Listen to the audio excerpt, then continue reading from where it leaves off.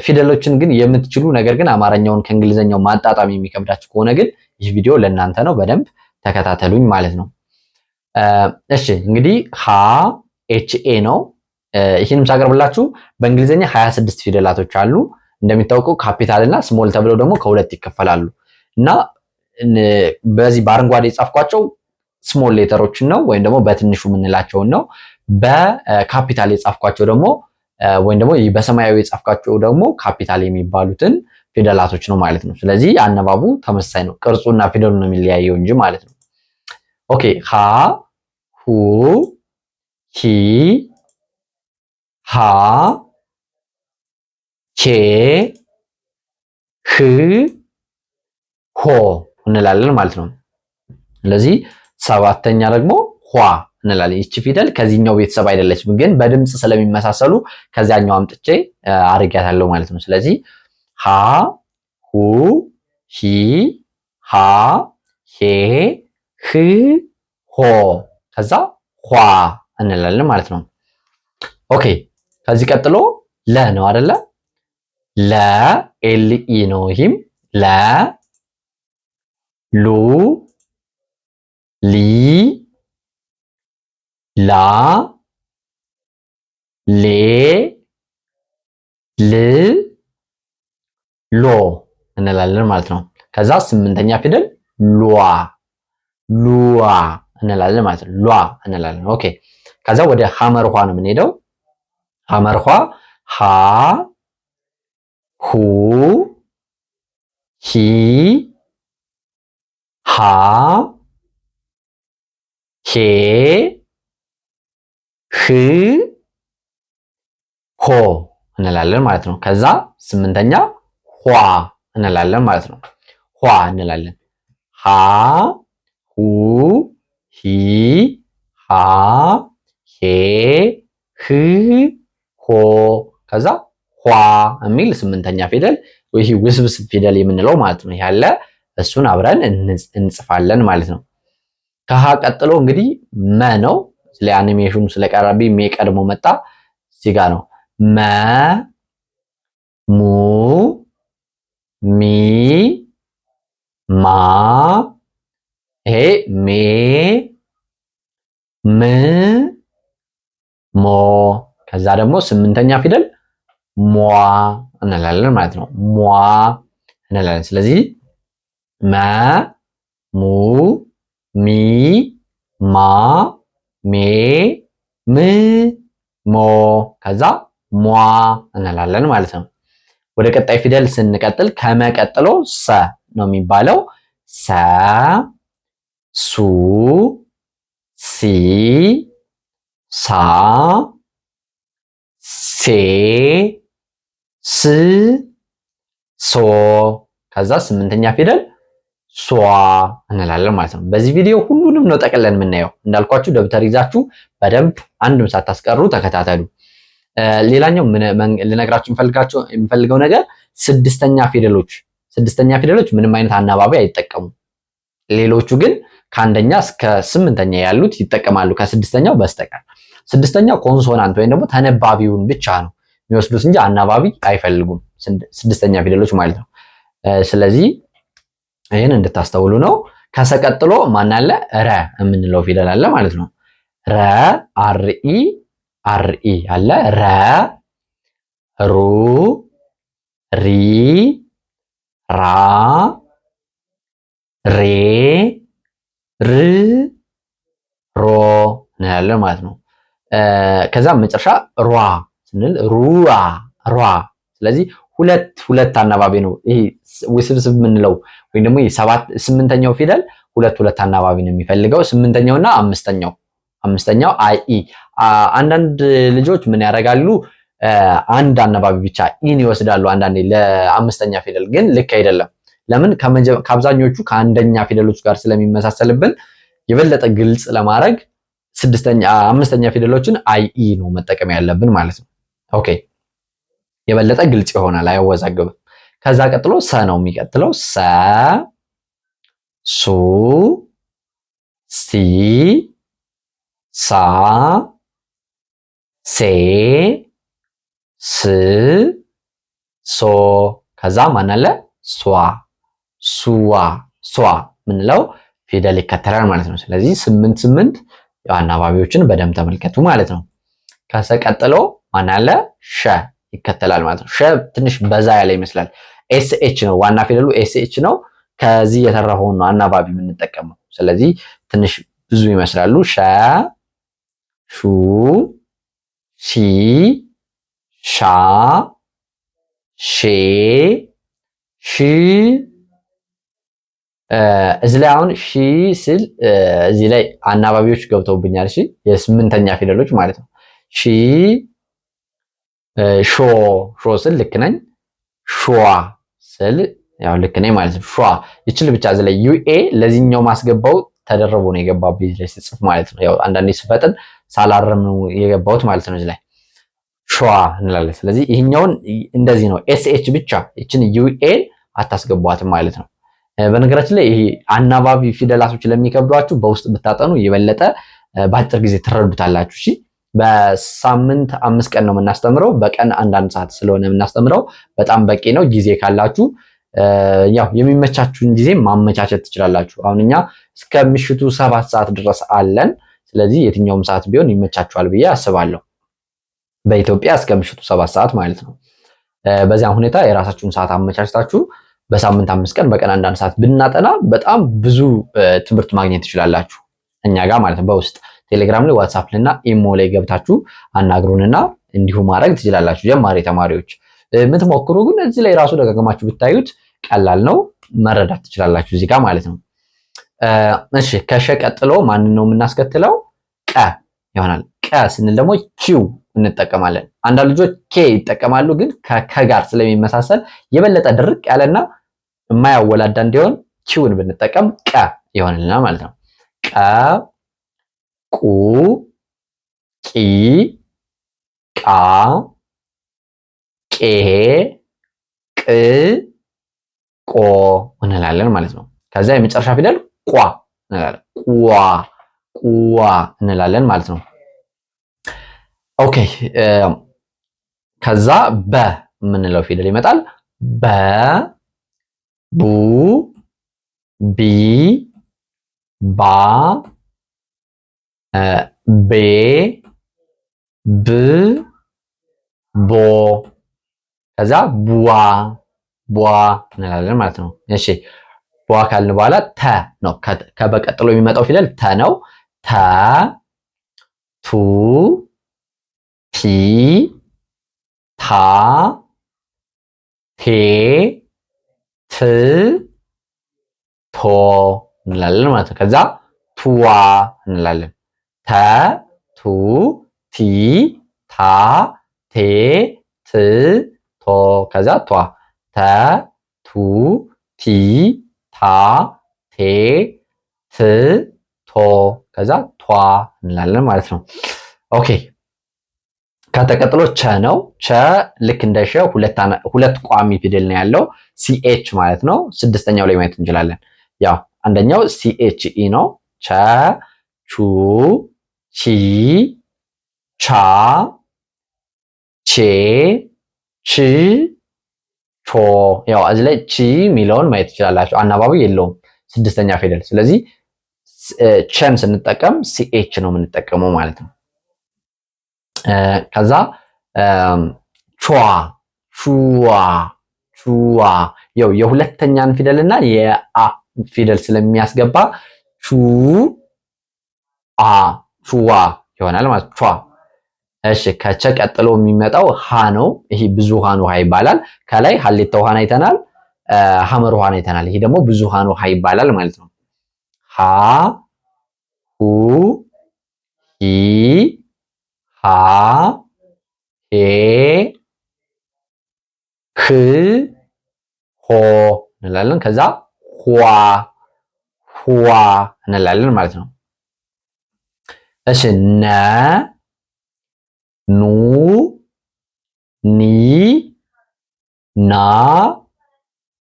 ኔ ን ኖ ከዛ ኗ እንላለን ማለት ነው።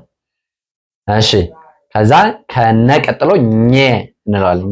ኘ ኘ ኙ ኚ ኛ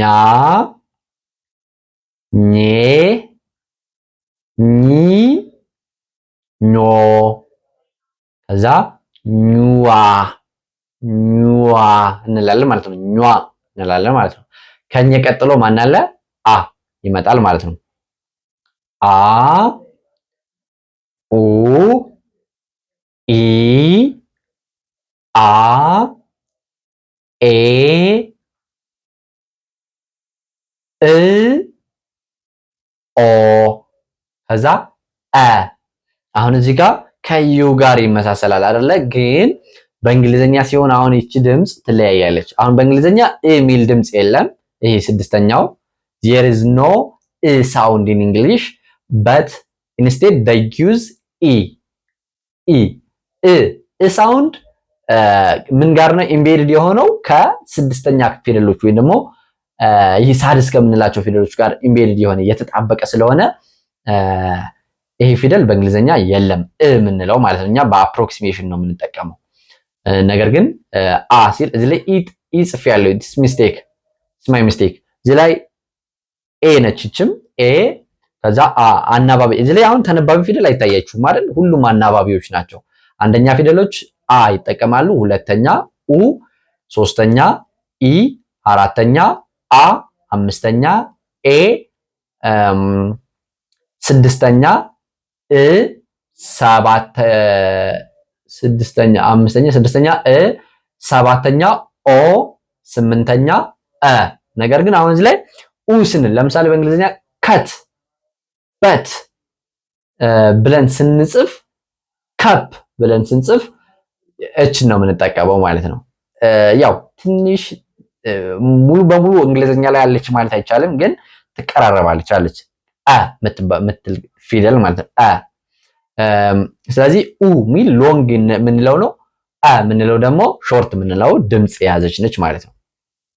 ኦኬ አሁን ወደ ማን ነው የምንሄደው? ከአ ቀጥሎ ከ የሚለው ፊደል ይከተለናል ማለት ነው። ከ ኩ ኪ ካ ኬ ክ ኮ ኮ እንላለን ማለት ነው። ከዛ ኩዋ ኳ እንላለን ማለት ነው። ኩዋ ኩዋ እዚህ ጋር እንትን የሚለው ኳ ኳ የምንለው ማለት ነው። ከዛ ወደ ኸ ነው የምንሄደው። ኸ ኸ ኸ ሁ ኺ ኻ ኼ ኽ ሆ ሆ ከዛ ኋ የምንለው ፊደል ስምንተኛው አለ ማለት ነው። ከዛ ወ ዌ ዊ ዋ ዌ ው ወ እንላለን። አሁን ይሄ የወ ቤት ድግግሞሽ ሁሉ ይመስላል። ለምሳሌ ወ ምንለውና ይሄ ወ ምንለው ተመሳሳይ ድምፅ ነው። እሺ ግን ስንጠቀመው በቃላቶች ወይ ደግሞ በቃላቶችን ስንጽፍ ግን የምንጠቀመው የተለያየ ነው ማለት ነው። እሱን እየገባችሁ ስትሄዱ የምታውቁት ነገር ነው። ሁሌም ስትጠቀሙት ታውቁታላችሁ። ለምሳሌ አብዝዎች ላይ የምንጠቀመው ይህኛውን ሳይሆን ይህኛውን ነው። ይህን ያህል የሚያስጨንቅም ስላይደለ አሁን እናልፈዋለን። ው ስንል ደግሞ ስድስተኛውና ሁለተኛው ተመሳሳይ ናቸው ድምፁ ማለት ነው። ው ነገር ግን ቅጥያው ይለያያል። ሁለተኛው ከስር ነው፣ ስድስተኛው ደግሞ ከጎን ላይ ነው የሚጨመረው። በዚህ ይለያያሉ። ው የሚለው ሁለተኛው አናባቢ ይውን ይጠቀማል፣ ስድስተኛው ምንም አይነት አናባቢ አይጠቀምም ማለት ነው። እና ስምንተኛ ፊደል የለውም። ሰባት ራሱ ተደጋግሞ ነው የሚሞላው ወ ማለት ነው። ከሰባ እንግዲህ ከወ ቀጥሎ አ የሚባለውን እናገኘዋለን። አ ኡ ኢ አ ኤ እ ኦ አ ሚል የለም። ያው እዚህ ላይ እናልፈዋለን ማለት ነው። ይሄ አይኑ አ የሚባለው ነው። አይኑ አ ነው የሚባለው። ይሄ ከላይ ያየነው አልፋው አ ይባላል። ይሄኛው አይኑ አ ይባላል ማለት ነው። ይሄ ክቡ ማለት ነው። እሺ አሁን ወደ ዘ ነው የምንቀጥለው። እዚህ ላይ አኒሜሽኑ ቀድሞ ገብቶብኛል። ዘ ዙ ዚ ዛ ዜ ዝ ዞ ከዛ ዙዋ እንላለን እዚህ ላይ ማለት ነው። ይሄ ዙዋ እንለዋለን። ከዛ ቀጥሎ ዠ ምንለው አለ ዠ ዠ ዡ ዢ ዣ ዤ ዥ ዥ ዦ እንላለን ማለት ነው። ዦ ከዛ ሯ በጣም ብዙ ነዋ። ሯ ዜድ ኤች ስለሆነ ነው። ያው ስድስተኛው ላይ ማየት ትችላላችሁ። ዜድ ኤች ስለሆነ በጣም ይበዛል ማለት ነው። ሯ ከዠ ቀጥሎ ማን ነው የምናየው? የ ምንለው ፊደል አለ ማለት ነው። የ ዩ ይ ያ የ ሶሪ በጣም ሶሪ። አሁን እዚህ ላይ ከዠ ላይ ስመጣ እዚህ ላይ ተደርቡብኛል። እሺ ከዚህ ላይ የምታደርጉልኝ ምንድነው? የምትተባበሩኝ የሲል ዜድ ኤች አይ ኤ ያርኩት አይደለ? ዋይ ዜድ ኤችን በዋይ ተተኩታላችሁ። ከዛ አናባቢው አይ ኢ ነው፣ ተመሳሳይ ነው። እዚህ ላይም እንደዚሁ ማለት ነው። ይህ ዮ ስንል በቃ እዚህ ላይ የቤት ከዚህ ቀጥሎ ተበላሽቶብኛል ማለት ነው። ይህን ታስተካክሉልኛላችሁ። እሺ ከየ ቀጥሎ ደ ነው የሚከተለው። ደ ዱ ዲ ዳ ዴ ድ ዶ። ስለዚህ እነዚህ ትጽፋላችሁ ድዋ እንላለን ማለት ነው። ከዛ ከደ ቀጥሎ ጀ እንላለን። ጀ ጁ ጂ ጃ ጄ ጅ ጆ ከዛ ጁዋ ጁዋ እንላለን ማለት ነው። ከዛ ገ ይቀጥላል። ገ ጉ ጊ ጋ ጌ ጌ ግ ጎ ጎ ገው ከሚለው የእንግሊዝኛ ቃል ይመሳሰላል። ገው ጎ ነው። በዚህ ግን ጎ ከዛ ጉዋ እንላለን። እዚህ በቀይ ማለት ነው። ጉዋ እንላለን። ኦኬ ከዛ ጠ ነው። ቲ ነው የምንጠቀመው። ለቲ እና ለጠ ተመሳሳይ አናባቢ ነው የምንጠቀመው። ጠ ጡ ጢ ጣ ጤ ጥ ጦ ጧ እንላለን። ጧ እንላለን። ከዛ ጨ ነው የሚከተለው። ጨ ጩ ጪ ጫ ጬ ጭ ጮ እንላለን። እዚህ ላይ አሁን ከቸ ጋር ተደራራቢ አነባብ ነው ያለው። ያው ጨ የሚል የእንግሊዘኛ ሳውንድ የለም። there is no english sound ጨ የሚል ማለት ነው። ስለዚህ ጩዋ ጩዋ ጯ እንላለን ማለት ነው። ከዛ ወደ ጰ ነው የምንሄደው።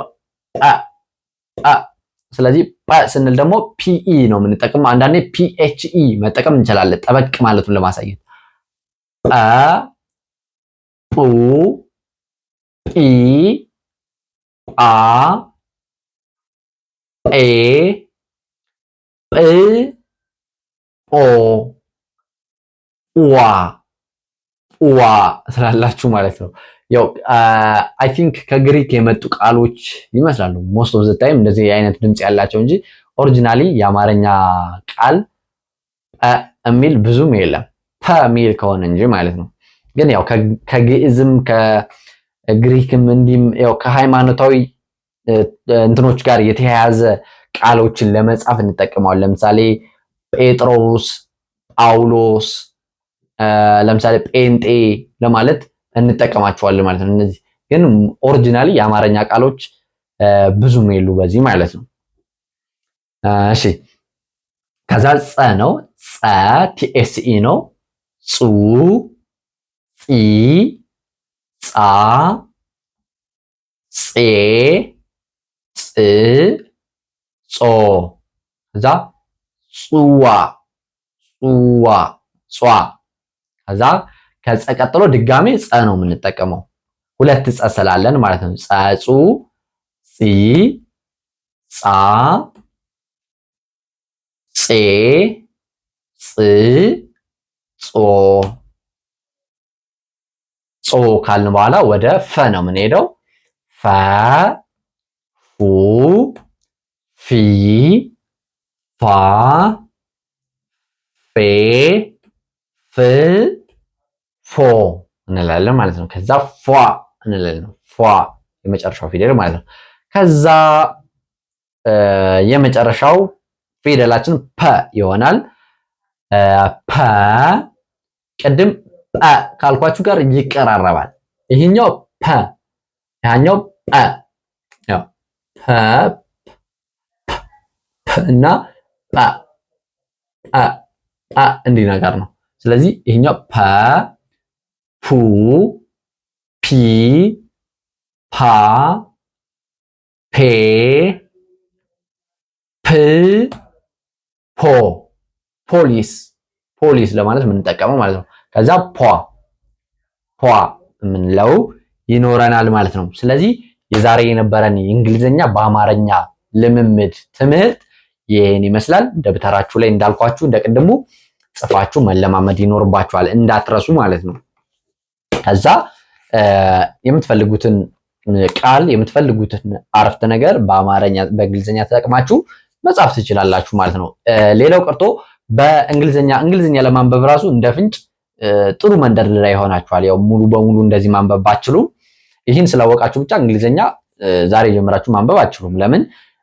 የተለያዩ ህጎች አሉ። ሲጠብቅ፣ ሲላላ፣ ከፊት የሚመጣው ፊደል ከኋላ የሚከተለው ፊደል የሚባል አንዳንድ ህጎች ስላሉት እንግሊዝኛ ለማንበብ ያግዛችኋል እንጂ ሙሉ ለሙሉ እንድታነቡ ባያረጋችሁም አማርኛን በእንግሊዝኛ ለመጻፍ ግን በጣም ቀላልና አሪፍ የሆነ ትምህርት ነው የተማራችሁት ማለት ነው።